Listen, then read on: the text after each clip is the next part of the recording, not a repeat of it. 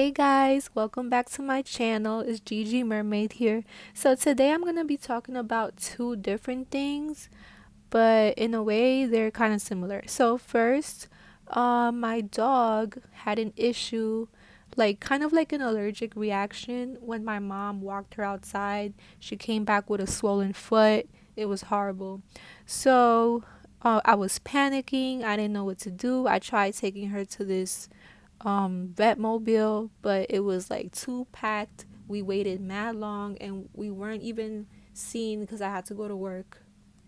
We took a Uber there. That's her in the Uber. The reason why I try to take her there is because usually it's more affordable than taking her to a regular vet clinic. However, like I said, we had to leave. I didn't have time. We waited there mad long, but there was still people ahead of us, so I just had to go to work. So what I did was I looked it up on ChatGPT. I put up the pictures, and ChatGPT suggested I use this shampoo called Duxo S3 whatever. So it turns out I already had that shampoo because I had bought it from the vet before.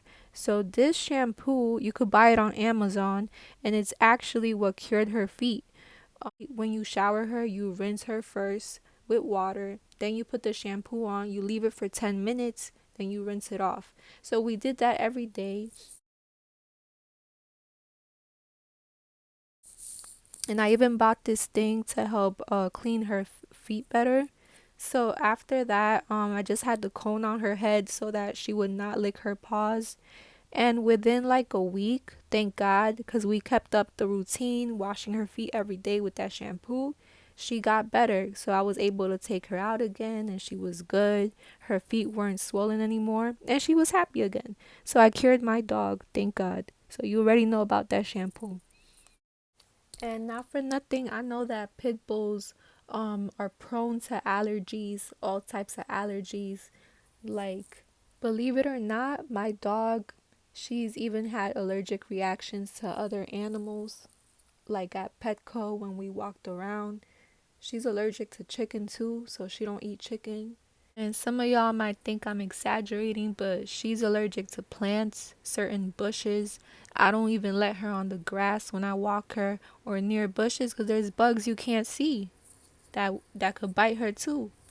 So yeah, sometimes not everybody has the money to take their dog to the vet, especially pit bulls can be kind of pricey because they're a big dog. We don't all have the means to just spend $400 every time your dog gets an allergic reaction to something. So if you see your dog with any redness on their paws, any swollen paws or anything, any like bald patches on their skin, try this shampoo and remember I put you on.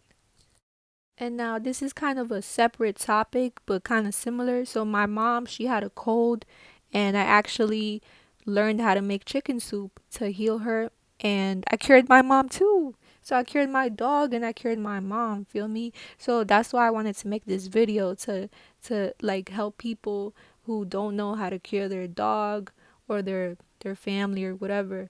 So this is how you cure everybody. So you gotta buy that shampoo and you gotta make chicken soup because chicken soup can heal a cold when you're feeling under the weather or when it's cold outside. So I'm gonna show you how I did it.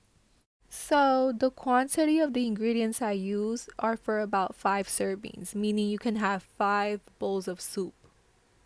First thing you gotta do is chop up some cilantro and garlic. Then you're gonna have some potatoes, some pasta ready on the side. I use this pasta, it's gluten free, and these baby potatoes.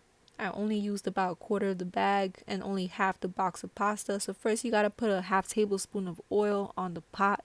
Then the chicken, I had already rinsed it and cleaned it with vinegar. You put the chicken in the pot. Then you got some celery, carrots, and onion. You want equal amounts of each. And you put really as much as you want in your soup because it's your soup, feel me? So I use this chicken broth. You don't have to use chicken broth because you can make it just by boiling the chicken, but I used it. And a little bit of salt. Also, obviously, the vegetables, I rinsed them with cold water. I cleaned it first before chopping it up and using it. And what I did first was when I put the oil in the pot, I put the heat high. Then I put the chicken, then I put the rest of the ingredients. I did put the chicken broth, only half of it, and I put 5 cups of water in there. So when it starts looking like this with the bubbles is boiling, you want to lower the heat, usually after 20 minutes, and then you leave it another 20 minutes. So it's a total of 45 minutes almost. By then, the chicken should be already cooked. So you're going to take it out and remove the bones and fat. Then you're going to pop it right back in there. Next, you want to add your pasta and your potatoes in the soup. Then you're going to add your garlic and cilantro in the soup. In the last few minutes, you also want to add some parsley.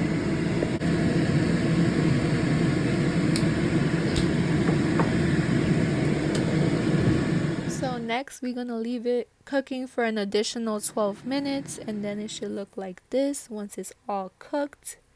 Then you could serve it maybe with some toasted bread on the side, and you're going to enjoy that and cure everybody.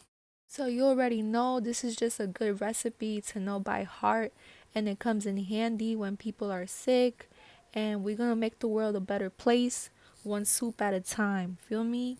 Thank you.